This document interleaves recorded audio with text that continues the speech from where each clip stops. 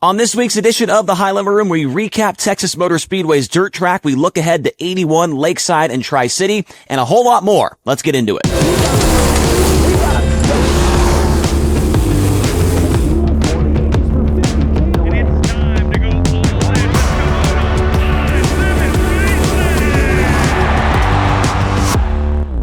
Welcome back to the High Limit Room. I am Chase Rodman, the announcer for the series.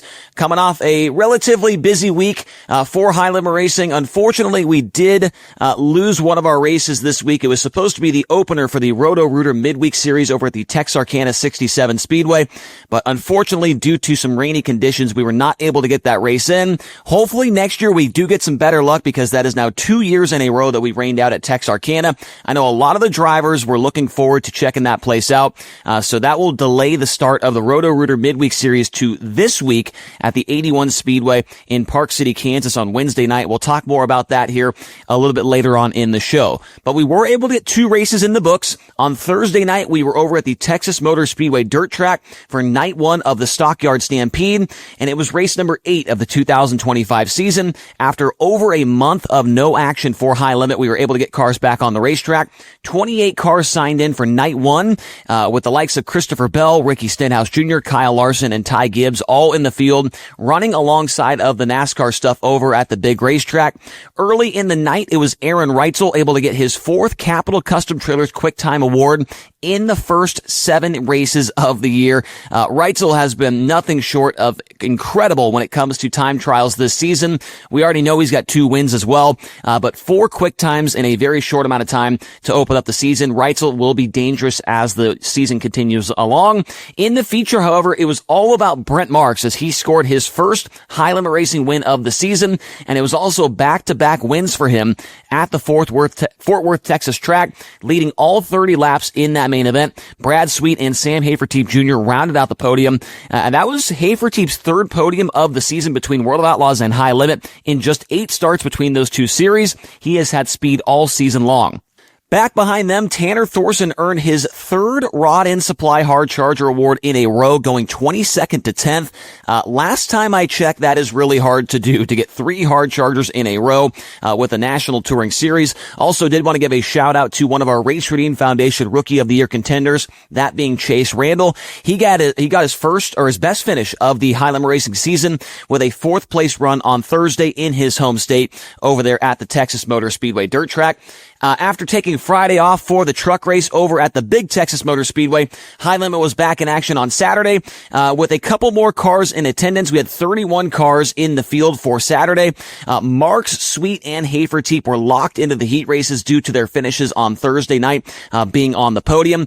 In the feature, it was Rico Abreu getting the jump over Kyle Larson on the outside of the front row. Kyle, who had just won the Xfinity race at the big track a few hours before, was not able to catch up to Rico, but Rico led all 30 laps, but if you look at the, at the score sheet, you'd think, wow, that might be not an exciting race, but that was the complete opposite. Kyle Larson keeping Rico Abreu honest through traffic. Both drivers able to split between the middle of lap cars as they were trying to make their way to the finish line as fast as they could. And it was just a great seesaw battle back and forth. Rico would pull away, then Kyle would catch back up, and then Rico would kind of slow down and he'd have an issue with a lap car or whatever. But it was fun to watch those 2 battle through traffic in front of an absolutely monumental crowd over there at the Texas Motor Speedway dirt track, and many fans more than likely getting their first ever taste of sprint car racing, and they were treated to a pretty good show between Rico Abreu and Kyle Larson. The track, for what the circumstances were dealt, was very, very good. Nice job by Martin Edwards and everybody else over there for giving us a 2-groove racetrack with all of the rain that happened throughout the week. So good stuff there. Rico also getting his first High Limit win of the season. And that was actually his 3rd win in a row, or 3 weeks in a row with the win. Got a win with the Outlaws at Knoxville. 1 week later, won the Knoxville season points opener, and then gets the win on Saturday at Texas Motor Speedway. So Rico's first High Limit win of the year, Brent Marks' first High Limit win of the year. Nice job by them. After those 2 races, an updated look at the point standings. Brad Sweet still shows the way. He had 2 podiums on the weekend. Tyler Courtney minus 83 in 2nd. Brent Marks moves to 3rd in points. He's minus 86. Rico Abreu minus 98. 8 and 4th, and Aaron Reitzel had an issue on Thursday. After going quick time, he had a problem in the heat race, had to come out of the B main, and he finished 11th, which put him down to 5th in points, minus 105 for the Ridge and Sun Racing number 87. Now, this week coming up, we've got another busy slate of races. We know that May is a very busy time for high limit racing. We go to 81 Speedway on Wednesday, Lakeside Speedway on Friday, and the Tri-City Speedway on Saturday. Let's first start off with 81 Speedway, which is supposed to be the opener now for the Roto-Rooter Midweek Series after we did have Texarkana rain out. 81 Speedway, a 3/8 mile racetrack, and has been in operation on and off since 1954.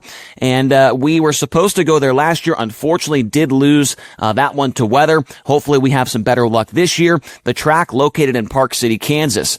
Now, we will have a very good field of cars for this one. A couple of drivers that we are expecting to see in the field: Tanner Holmes, Corey Day, Corey Eliason, Kyle Larson, Austin McCarl, Ricky Stenhouse Jr., Ayrton Jeniton, Ty Gibbs, the season debut with High Limit for Emerson Axum, Cameron Key, and more. We're supposed to have over 30 cars, it appears, for make that 81 Speedway on Wednesday night. One guy to watch for when we get to 81 is going to be the most recent winner with High Limit. Of course, that is Rico Abreu. He's only been there on 2 occasions before. They were both with the World of Outlaws, but he was able to get the win in both attempts there in 2023 and in 2024.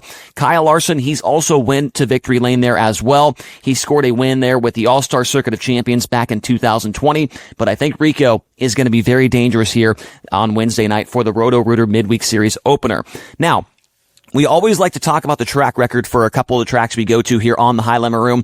Carson Macedo set the track record back in 2024 at 81 Speedway at 13.023 seconds. With how the weather's looking, going to be maybe a little rain in the area, maybe a little cloud cover, that could make the racetrack a little bit faster. So maybe we could see a potential track record there on Wednesday night. Then we take a day off. We come back on Friday. We'll roll down the road to Kansas City, Kansas for the Hasty Bake Kansas City Clash. It will be the 4th time in series history that High Limit has visited that 3/8 mile, with wins from Gio Scelzi in 2023, and Brad Sweet was able to win both 2024 visits in that Napa Auto Parts number 49. You could expect to see several of the same names from 81 Speedway. Add in guys like JJ Hickle, Jack Dover, Ryan Timms. Should be another 30-plus car field showing up to the Lakeside Speedway on Friday. Now, we did mention that Brad Sweet did win both races last year, but it did not come easy. On night 1 last year, he battled with Austin McCarl and Tyler Courtney for the win. And then on night 2, it was a trio between Kyle Larson, Brad Sweet, and Corey Day. They all led laps before Brad Sweet ended up in Whiskey Myers victory lane. Lakeside, for a big track, races very, very well. It kind of reminds me a little bit of Central Arizona Raceway. They are going very fast, but they are also able to race around the track very well. So Lakeside, it should be fun, and it always brings in a very good crowd. So looking forward to that one. If you are going to the NASCAR race at Kansas Speedway, Lakeside Speedway not too far down the road from there. So we would love to see you hang out with High Limit Racing on Friday night. We then wrap up the weekend on Saturday night at the Tri-City Speedway in Pontoon Beach, Illinois. I just love saying that. Great name for a city, Pontoon Beach. I did not see many beaches when I was there last time, but last year the top 5 in that race was Brent Marks. That was actually his first win of the year. Brad Sweet went from 11th to 2nd. Justin Peck led laps in the main event, ended up 3rd. Rico Abreu was 4th, and Tyler Courtney ended up in the 5th position. Tri-City is a place that historically gets very, very slick, and so you need to have a very good car setup to get around this racetrack well. Remember last year, Brent Marks, even when he was out front, had a couple of close calls, did clip the wall, I think he bent a right rear wheel, late in the race, but was able to hang on for the win. Justin Peck, we mentioned him a few moments ago. He was nearly able to get the win last year after leading around half of the race, but in the end could not close the deal. Perhaps this is a racetrack where Peck could get to victory lane for the first time this season. It will be the 3rd visit for High Limit to Tri-City Speedway. Kyle Larson won there in 2023 when it was just a midweek series. And then last year we mentioned that Brent Marks was able to get the win. That race that Kyle Larson won actually had 4 different leaders in the main event. It seems like you really never know what to expect when it comes to Tri-City Speedway. So looking forward to getting over there as well. We had a great crowd in 2024, and we are expecting the same thing for 2025. They don't get a ton of sprint car racing at Tri-City Speedway, so when the best drivers show up, the fans are going to be showing up as well.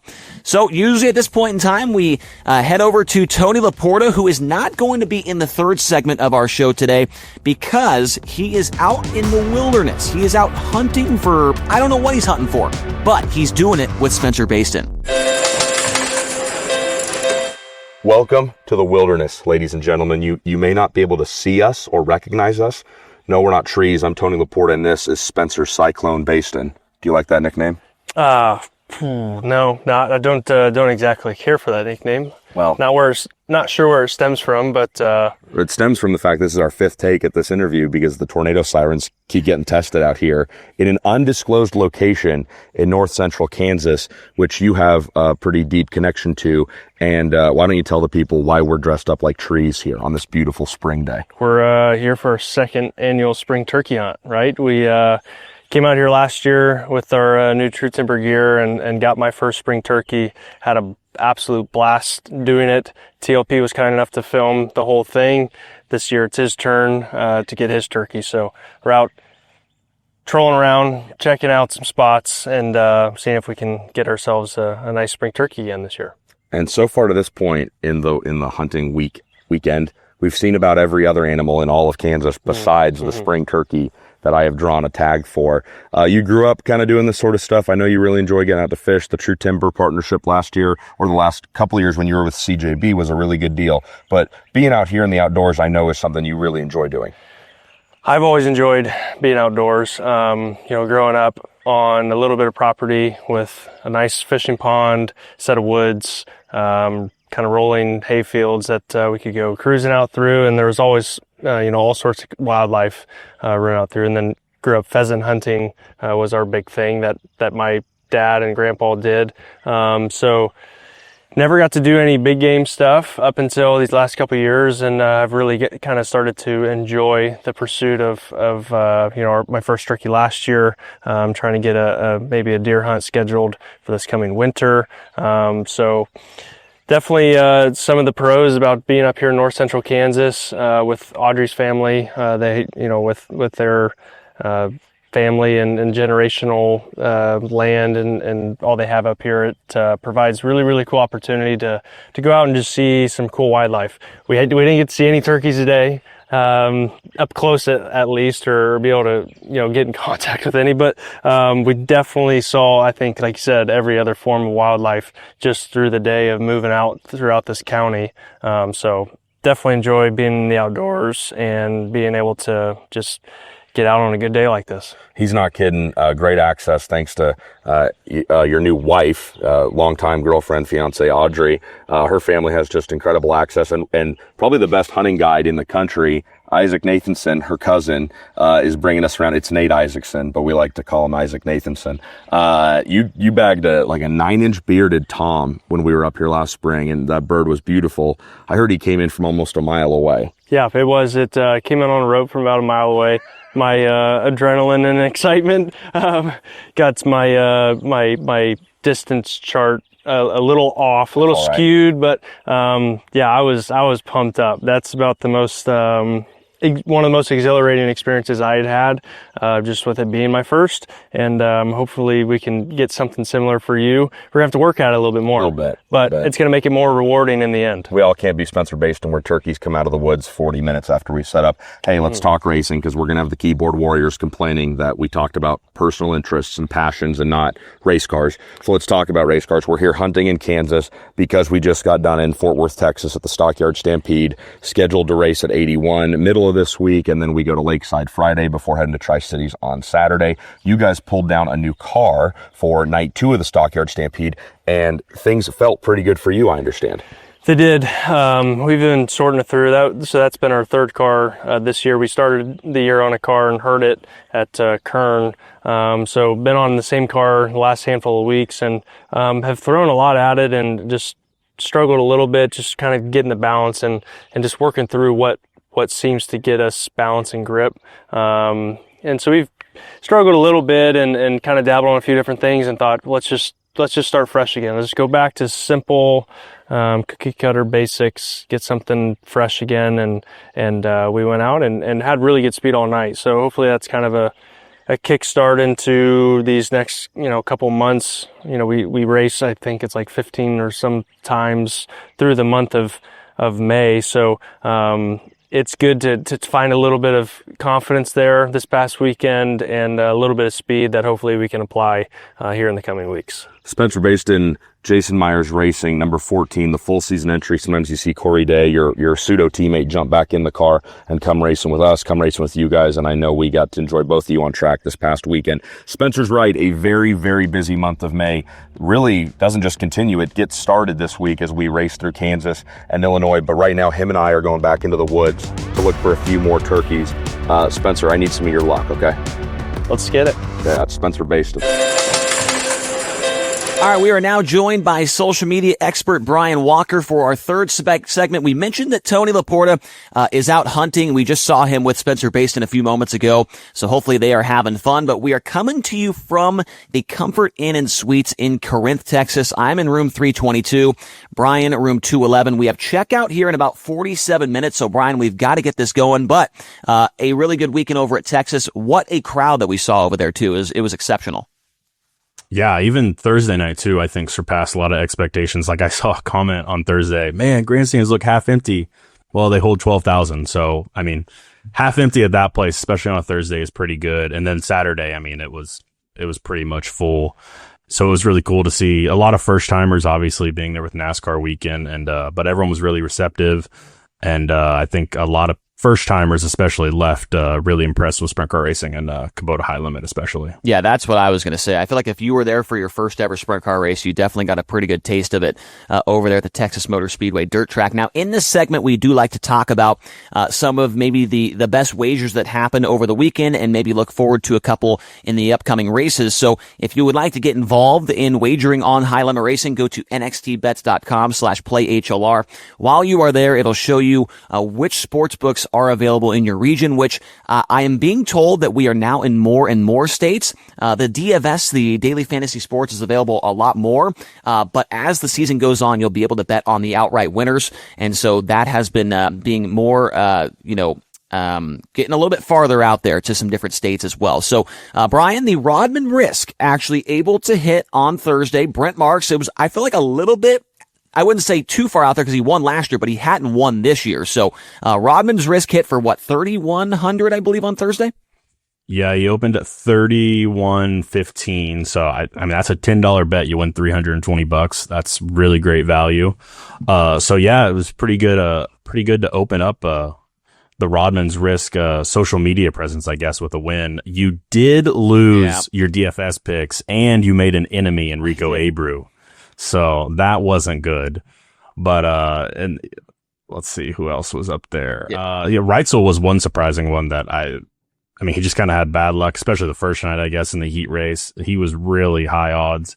And then he was your guy Saturday. Where did he end up? Like fifth or sixth or so? I think he was just outside the top five. Or sixth, yeah, maybe. Yeah, he had a problem there on Thursday. Had I believe a motor, or no, it was something else went south on him in the heat race, and then on Saturday he was fast again. It's just couldn't get going in the feature and ended up just outside the top five, like you said. But it seems like Reitzel every week is really good value when it comes to the outright winners. Yeah, I mean, even his two wins, Paris and Central Arizona, even after him, he hasn't really gone down at all. But I mean, speaking of good value, on Saturday, Rico Abreu wins, which, I mean, isn't a shock at all to anyone. He's one of the best drivers in sprint car racing. He opened up at plus 1,600. So, I mean, you could have got Rico Abreu for really good value on Saturday night, too, when he won. And then you picked Reitzel that night, and you lost the DFS again on Saturday. I know. So you're 0 for 2. What did you have? So you had Larson Worse. Yep, that 1.5. Oh, Marks. Yeah, Marks killed me. Marks killed me. I think who was my other guy? My third one. You had Rico better. Yeah. You corrected. Yeah, Rico went from, I believe it was 3.5 to 6.5 in one race night. So I picked him better. Larson worse than 1.5. That was he almost got that. I was a little bit worried there midway through the feature. And then Brent, I don't know what happened there. He still had a good run. He was not better than 3.5. But, the outright winners is what I take pride in, and we missed out on one of them. We did get one of them right, so that was cool to see. But, we've got, coming up to 81. I mentioned at the top of the show, talking about 81. Rico has won there twice with the Outlaws. I am very curious to see what his odds open up at on Wednesday night. Yeah, I mean, speaking of 81 too, you just mentioned it. We're opening up in more states as far as the betting goes. I'm looking at the list right here. Right now, Arizona, Colorado, Connecticut, Illinois, Kentucky, Oregon, Tennessee, Washington, and Kansas. There we go. So we're going to Wichita this week, Kansas City on Friday night at Lakeside too. So if you're at the race any Wednesday night or Friday night too, you will have the ability to get on your phone, go to nxtbets.com/playhlr and bet while you're at the races too, or beforehand at least. So that'll be a fun element to add to it for the fans in attendance. And yeah, Rico, always good at 81. We haven't had any high limit races there yet. We got rained out last year, obviously. So that'll be exciting to finally get there. Lakeside, that's like Brad Sweet's playground immediately. It's interesting to see if anyone can stop him. But man, like I think you mentioned it in the opener too, we've had so many good races. Everyone, the Outlaws, when they go there's good races at Lakeside. The first high limit race was crazy there, 2023.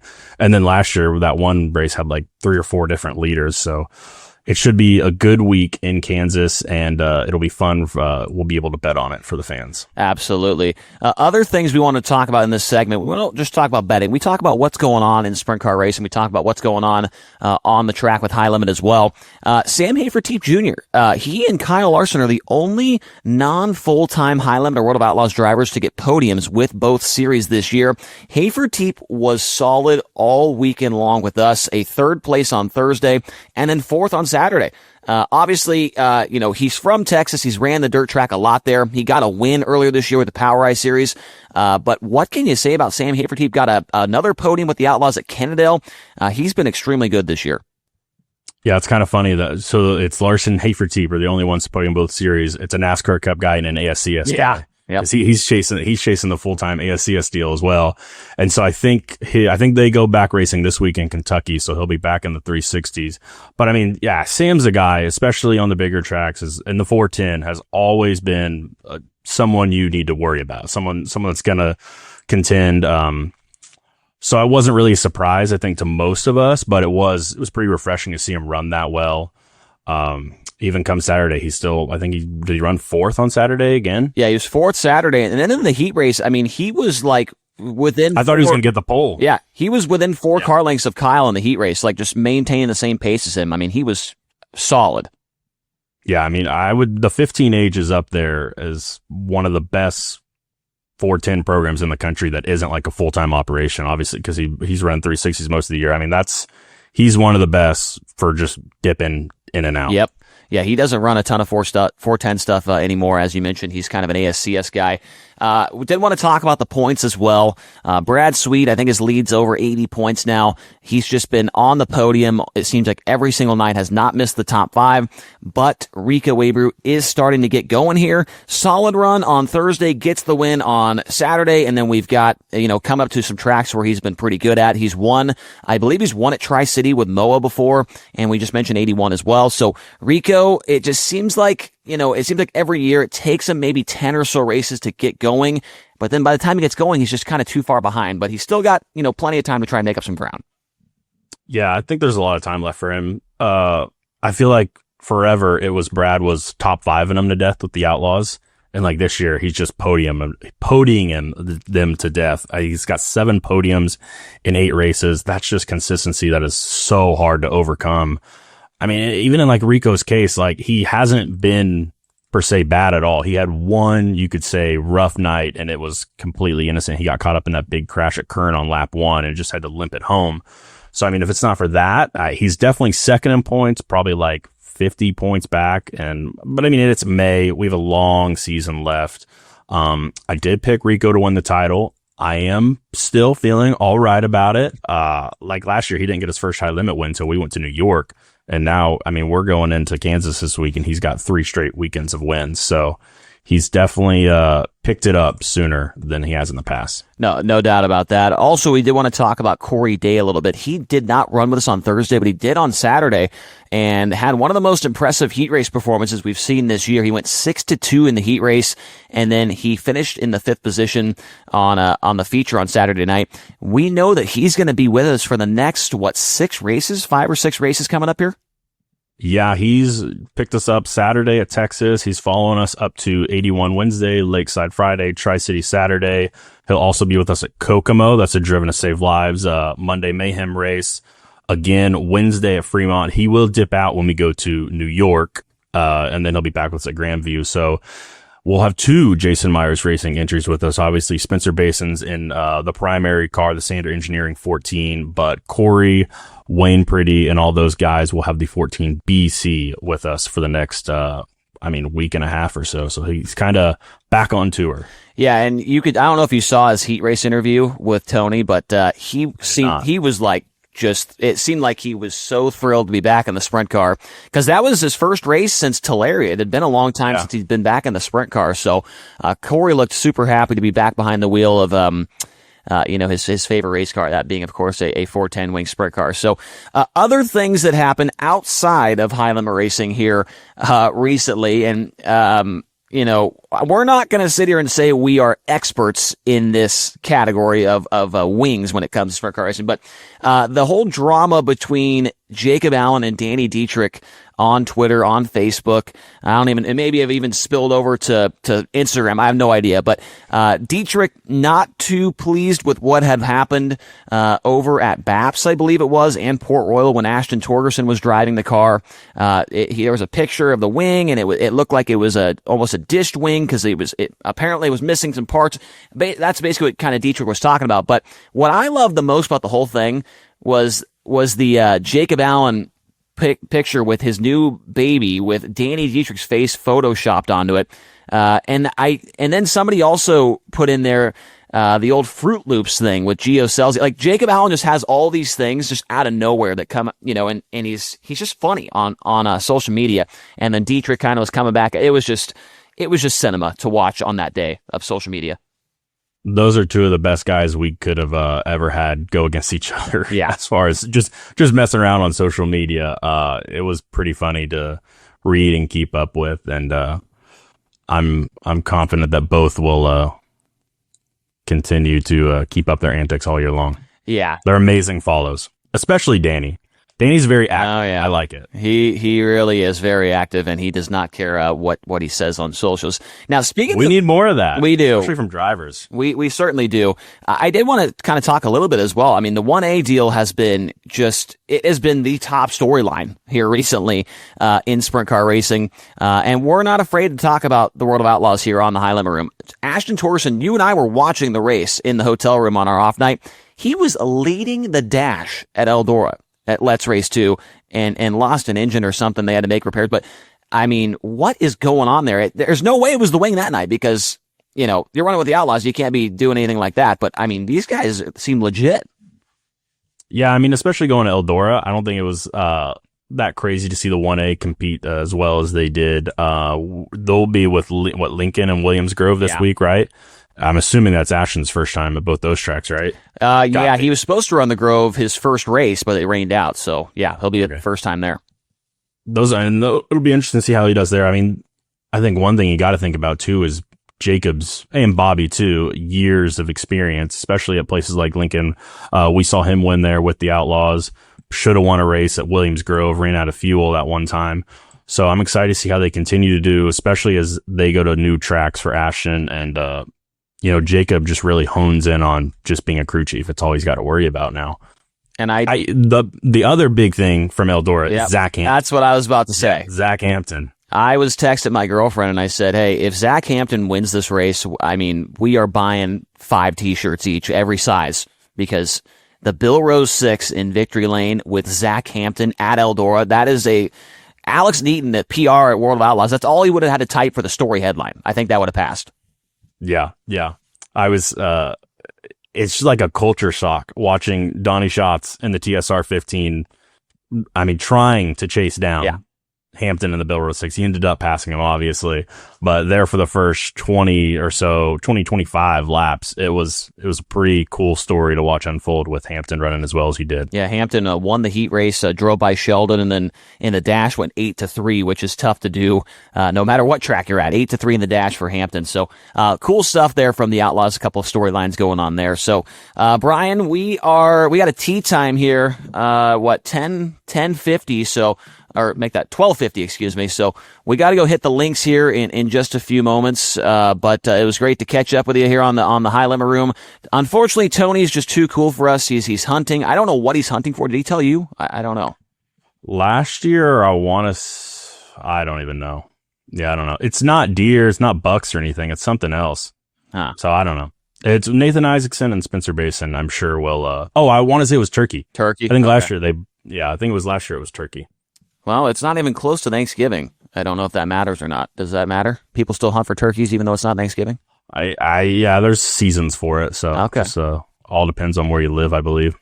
Well, we'll see if Tony's able to send us some pictures of any big turkeys he's able to get over there. So he will be back with us. What's that? Don't forget, you're going to cheer on the Thunder tonight, too. Oh, yeah. We're going to our first NBA game, round 2 of the playoffs. So Brian's OKC Thunder playing the Nuggets. Is that right? The Nuggets, yes. I bought the ticket, Tony's and I don't Denver know. Nuggets.